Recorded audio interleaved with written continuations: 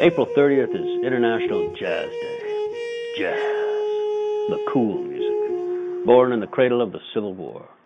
It's a uniquely American style of music that emerged from the slave experience, particularly in the southern states.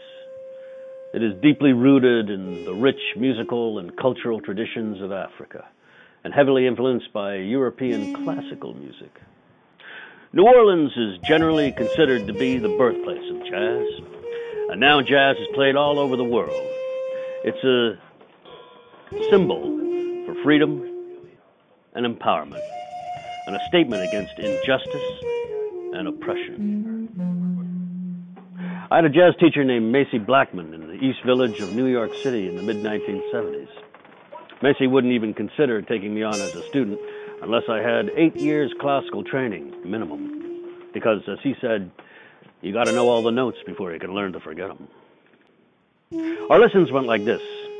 I would go over to Macy's apartment, and he'd play a 1920s jazz 78 LP, and we'd listen to it. And then Macy would compose a jazz piece that I would have to learn for the following week. Now, Macy liked to partake in marijuana, and he had a bud the size of a pineapple in a glass case on his coffee table. And after every lesson, he'd break off a little piece and we'd partake in the bud. Well, as the lessons progressed, the bud started coming out earlier and earlier. And after about a year of studying with Macy, well, I'd just go over to his apartment and get high. That was my lesson. But that's jazz. Cool. Unpredictable. Zigging when you should be zagging. Going with the flow. Complete freedom within a structure. Cool.